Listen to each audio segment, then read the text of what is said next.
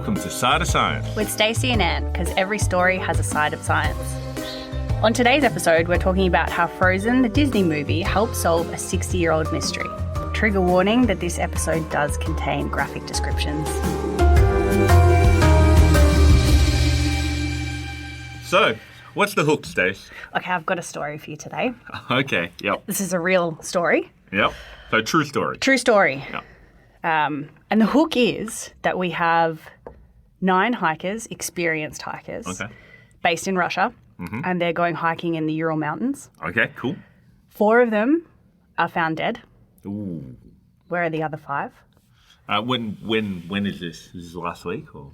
No, 1959, Ooh, February. Okay, I like it. Yeah. I like it. So no mobile phones. No mobile phones. Yeah. So this group that left, the 9, there was 10 of them originally, but one of them got so far and then had nerve pain, so sore knee, sciatica, we know. And so he left the group and he never saw any of them alive again. Ooh, okay. How?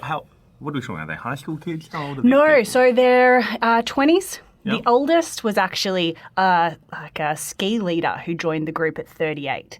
So he was a bit of an outlier. The rest of them range from 20 to 23. And the youngest girl being 20, when I say advanced, outdoors people, she was actually shot once by a hunter. And she actually skied about 70 kilometres back to... With a bullet in it. With a bullet. And all the sources that I've read say she skied quite cheerfully back to get help. So these are strong, experienced hikers. So they were due back or to make contact on the 12th of February, but nobody had heard from them. 12th of Feb, we're in Russia. We're in winter, aren't we? We are talking minus 30 degrees Celsius, Yeah, roughly. so normal people aren't going out in this weather. No. They are doing a trek that the leader, Igor Dyatlov, has actually mapped out that no one's done before. Okay. And we're going through mountains where the translation is Dead Mountain. So it doesn't bear well, does it? So they might be really fit, really experienced, but they're probably not the smartest people right now. They're clever. Okay. Yeah, they're studying like engineering and they know what they're in for. Ooh, I like it. So what's the story? Okay, so the 9 of them at this point, they set out and they're going to make it through this pass to head up to a mountain, but a storm comes in. So katabatic winds, like downhill winds, really, really cold.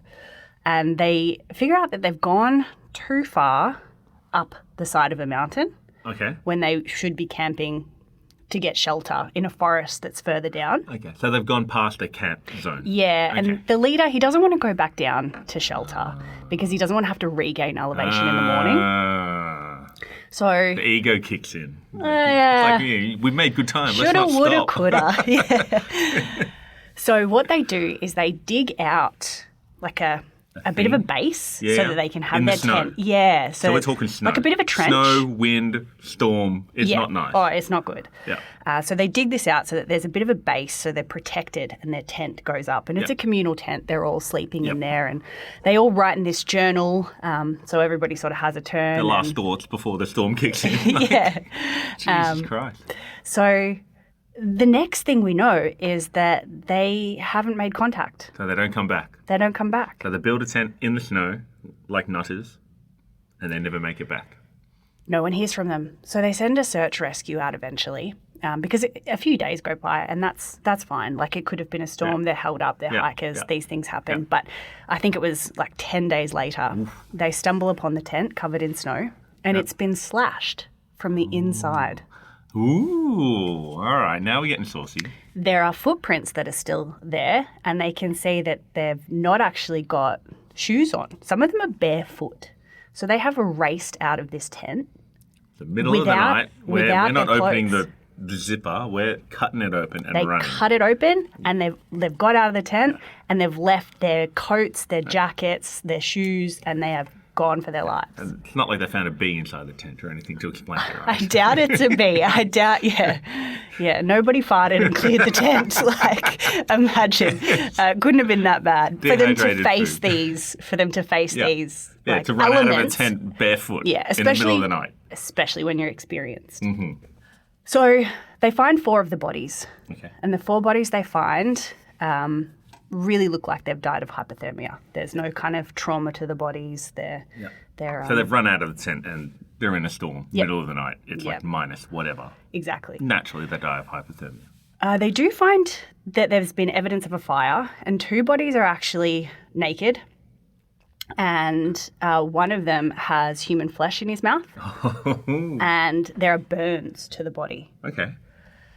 Then in May, so we've gone for quite a bit of time now, Yeah. the remaining bodies are found, Okay. and they are wearing the clothes Yeah. of some of the others. They have missing eyes, missing tongue. They're found face down in a ravine. And there is so much trauma that one of the guys has fragments of skull in his brain, and they have fractured ribs. So we're talking, what are we talking here? Well, what is it? What could What- it be? What do you think's happened? Well, immediately, me and my tinfoil hat, I'm going to some ritualistic, like, there's some supernatural things going on here, right? Yeah, like a Yeti supernatural Yeah, or a Yeti. aliens? Give me please give me a Yeti. Let in it this be a story. Yeti. Yeah. Out of everything, Yeti. We're going Yeti. What is a Yeti? From what I know, a Yeti is a mythical creature, kind of like Bigfoot, but in the snow. Okay. Some people have tried to prove scientifically that it's like a Neanderthal, like that managed to survive Oh, wow. for like 10,000 years. But that would be quite short, though. So isn't a Yeti? Yeah, well, I Yetis think are quite big. I don't Yeah, know. like Bigfoot. Yeah. But give me a Don't Yeti. let the truth get in the way of a Don't, good story. no. There's been no evidence of a real Yeti, but this could be the first one. Yeah.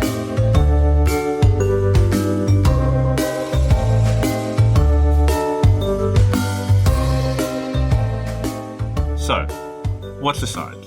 Okay.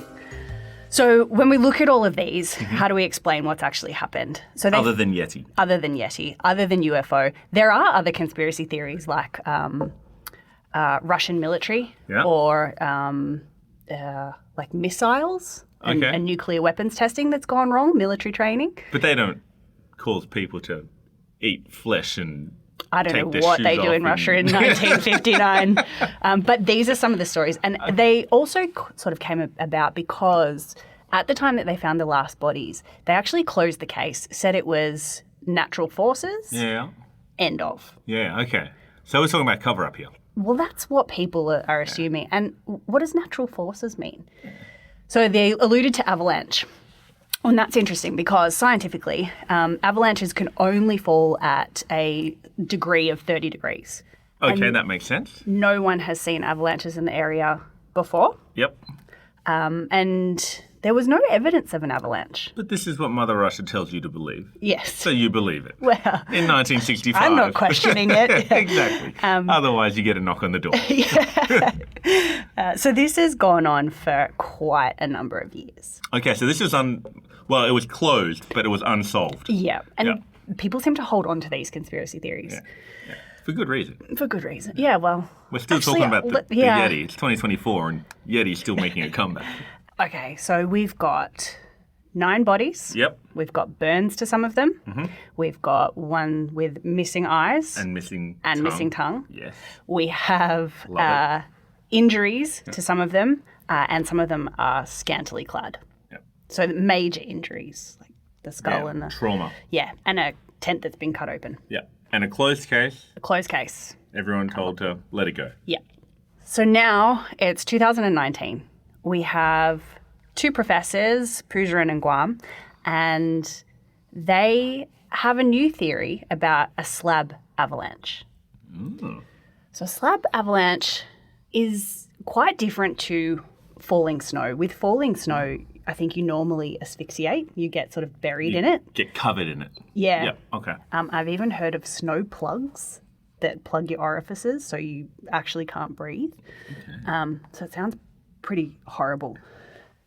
But, Not your personal choice in terms of dying. oh no, buried alive is, No, that's up there in terms of, yeah. yeah. But a slab avalanche is almost, imagine a dictionary Yeah. on broken potato chips. Okay. And then you put that on a slant, and the broken potato chips kind of mirror rotten snow. So if it's thawed and kind of frozen again, it doesn't have the structural integrity. Yeah. So the slab, being the dictionary, will just slide down the slope. So snow keeps falling, and you've got some weak snow somewhere in it. Mm-hmm. And as the snow keeps falling heavy, you get a big fat dictionary on top. And eventually it breaks at the weak point, which is the chippies. Yep. And the whole thing just comes down like a big mass. Yes. Okay. And because they have carved out to bury their with their tent, they think they may have actually triggered the slab avalanche. Okay. That would have come in and blocked their doorway. Yeah. So they have to cut the tent to get out. And if you're an experienced snowman, Snow person. then you think that more avalanche is going to come, and so you run for your life. And you run. Yeah. A little bit of snow starts falling on you. You're like, yeah, cool. So that explains why they cut the tent and started running in the middle of the night with no clothes. Yep. Because they don't have time to grab stuff when they think an avalanche is coming. Exactly. Yeah. Okay. That makes sense. So then they race down to the forest and they light a fire. Okay, to keep warm. Yes. And so what happens when you have hypothermia is that the control center for temperature in your brain, the hypothalamus, that will cause all of the blood in your body to pool around your internal organs. So your vessels will actually constrict. Yep. And this is why you get cold hands and feet. Is this why when I used to go to soccer training in the middle of winter, sometimes you can't bend your fingers properly? Yeah. And your hands go a bit blue? So your body will sacrifice your appendages to keep your internal your heart organs nice and warm. So they're pulling the blood from there to their internal organs. So one of the guys, it seems, has actually bitten his knuckle to see if he can feel it. And that's how we get the flesh in the mouth. So they haven't started eating each other yet? No, it's not gotten so bad that, well, it got bad. But no, they weren't thinking about food at this point. Right. So, cool. Okay. This all makes sense. Scientific sense so far. And allegedly. And the reason for the undressing could be twofold. Yeah. When you have that, when you're hypothermic and you are conserving all that blood around your organs, there will become a time where your body actually almost gives up and it will release the blood back into your fingers and toes, and you get an overwhelming feeling of warmth and you start to undress. Okay. So, 1 second. Hypothermic. We're talking hypothermic. That's you're too cold. Too cold. Hyperthermic is you're too hot. Yeah. But when you're really close to dying, your body goes, bugger it. One ditch effort to try and, warm you up. Yeah. And so they took their own clothes off. In what's known as paradoxical undressing, it's quite paradoxical undressing. My favourite type of undressing. It's quite a natural response. Okay. Yeah. So they're sitting beside a fire. They're freezing. They're almost dying. Their body goes, "Have your blood back. That's it. I'm taking my clothes off." That's one explanation. And they die quicker. Well, yeah. So this is kind of like the way I was thinking about this is actually when you're out and about and you start to have a drink and you start to feel warmer and warmer. Yeah. That's because alcohol vasodilates your vessels. And so you feel warm, but actually you're radiating the heat out. Okay. So even though you're getting more blood to your appendages, but then you're losing more heat. You're losing it much faster. So you feel warm, but you're getting colder faster. Yes. And so it's really dangerous. Yep. And they could have taken their clothes off. The other explanation is that they were so cold, they huddled to the fire, they got burns to their body, and they still passed away, and that the other survivors took their clothes to keep themselves warm. Okay. But two very plausible. Two explanations that don't involve Yeti. Don't involve a Yeti or a UFO. Yes, right? Yet.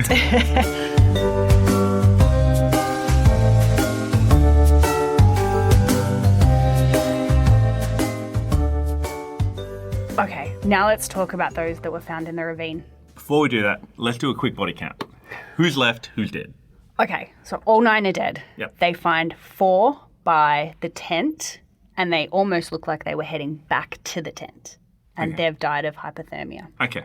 We've got those that were scantily clad and burned, the 2 of them, by the fire. Mm-hmm. And so we've got 3 left that are found in the ravine.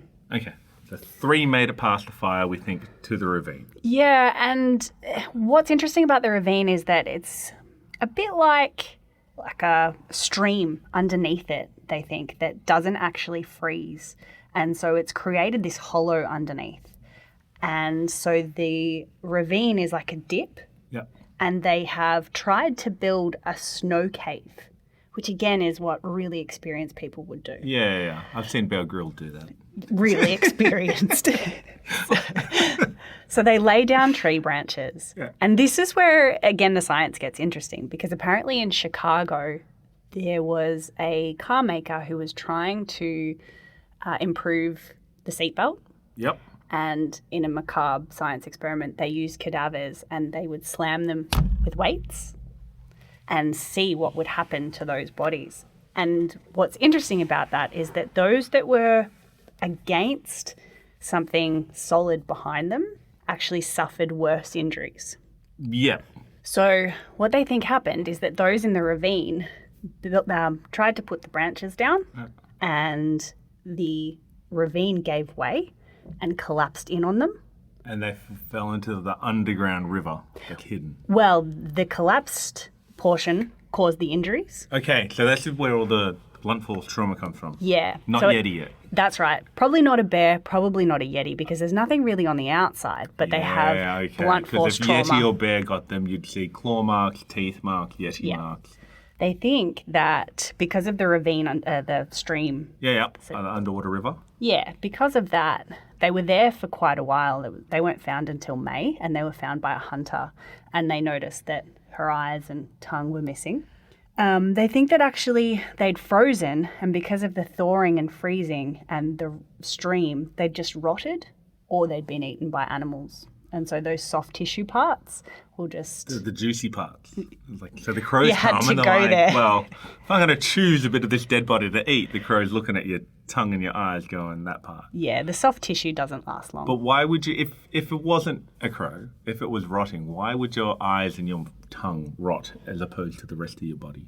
The rest of the body would, but these bits are more likely to start to break down quicker and rot faster. Is that because we have more like water in our eyes and our tongues, or?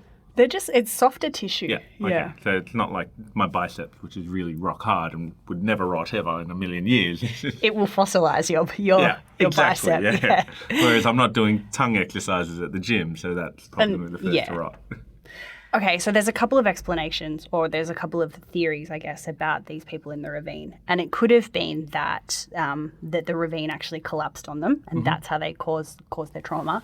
The other theory is that they were actually impacted by that slab avalanche at the time. And Back in the tent? Yeah, and that their friends dragged them out. Okay. So there's two possibilities. So scientists now need to kind of prove that this slab avalanche... The slabalanche? No, there's a slabalanche. that it could actually have done this and that it could occur. Okay. So it's really, really hard to model. So who are the scientists that have decided, out of everything to study, we're going to try and prove this one random story in the Ural Mountains from 1965? And we're going to beat up some dead bodies to prove a slabalanche. Well, they didn't beat up dead bodies. That was a very different study. Okay. Yeah, no. What they did, actually, is they were watching Frozen. Have you seen Frozen? I have a daughter. I have seen Frozen many, many times. They were so taken with the way the snow was realistic in that they contacted Disney and got the code. Get out of town. True story. And so they used that code to model the slab avalanche. The slabalanche. The slab avalanche. And lo and behold, this could very well be a plausible explanation. So now they actually go to the Ural Mountains. It's so horrific, the conditions, that their snowmobile actually tips over. Oh my God. But they persist on, and they've got drones over the top kind of looking at it, and they actually pick up a small slab avalanche that within sort of 24 hours, the wind has made it look like it never happened. Wow. So this is why people don't see avalanches in that area. The winds just wipe it. Wipe them over again. But it could definitely explain this story, which is really sad. But really interesting. So interesting.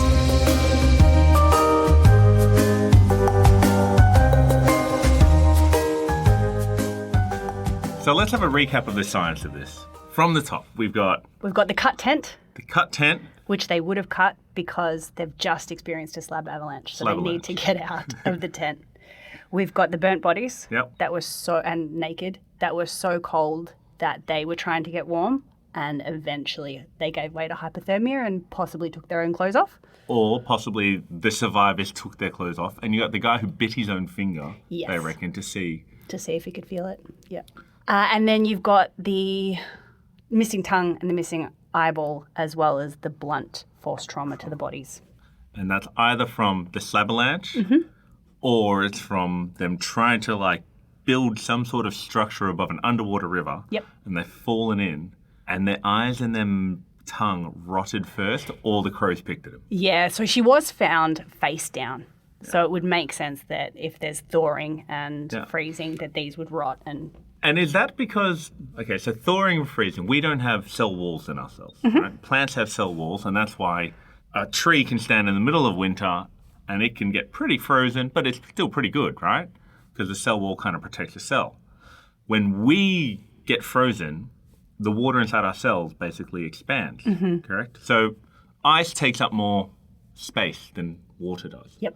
So the water inside our cells expand, our cells burst, and then when we thaw again, we've lost that structure of a cell. Yeah. And then you kind of, that's where you lose your tongue and your eyes. It They kind could of just- dissolve into a liquid. Essentially, yeah, rot and kind of break down. It'll break down a lot faster. It would break down a lot faster than my huge biceps. Yeah. Which, Which everyone would have, if they had have lived longer, they're coming for your bicep to eat. Yeah. Okay, yeah. I've got an alternate theory. Okay, go. Yeah. What if they're in the middle of the tent and they hear a knock and it's Yeti and they run from the Yeti? Is Yeti knocking? I don't know. What if they hear a Yeti throat gurgle or whatever a Yeti does?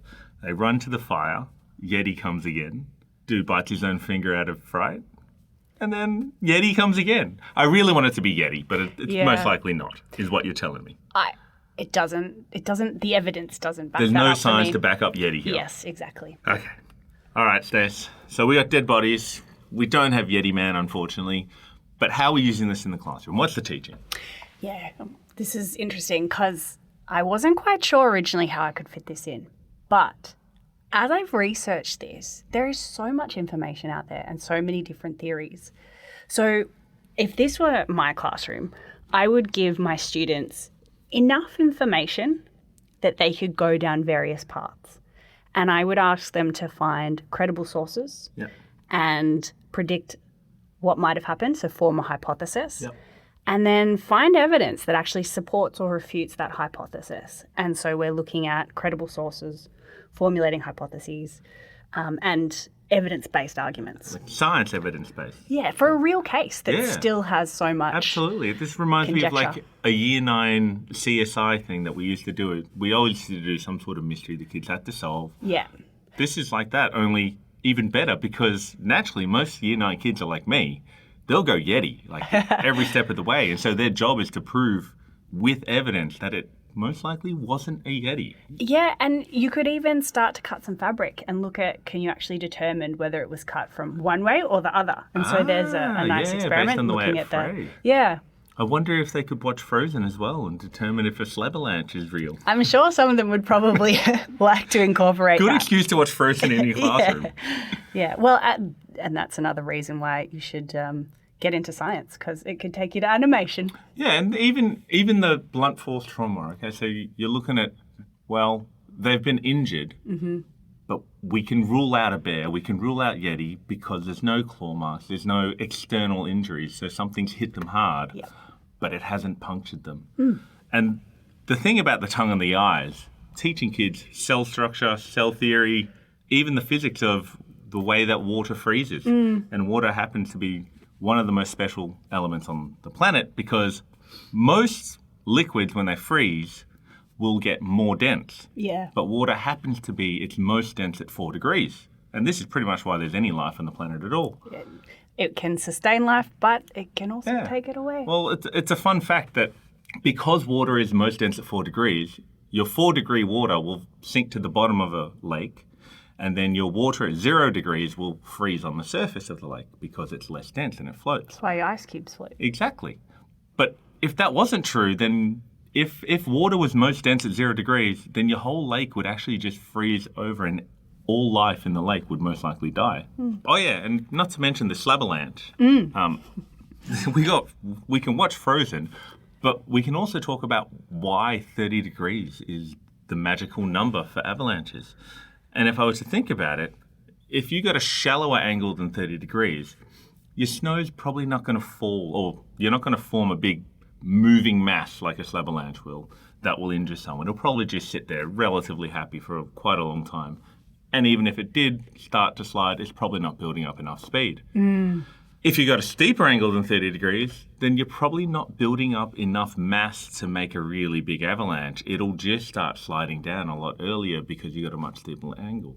So it's quite amazing that 30 degrees is the magical number. Yeah, you could definitely do some experiments with that. Yeah, inclined ramps. We do plenty of inclined ramp stuff in physics. You could look at just putting books on it and seeing when the friction point is and when that book will start sliding. You could even chuck some chips underneath. I wonder if you could do an experiment where you change the chip that you got. I think you'll just get crumbs. Which chip causes the best slab-a-lanche with the dictionary on top? Let me know how that goes for you. Yeah. If you've got a lab tech that... Well, hey, you're talking about a side of science. There's a side of science I want. That's good. You'll make a meal of that. Hey! So I think there's a huge amount of science in there. I thought it was a great story. Ah, terrific. Thank you. Good chat. Good chat.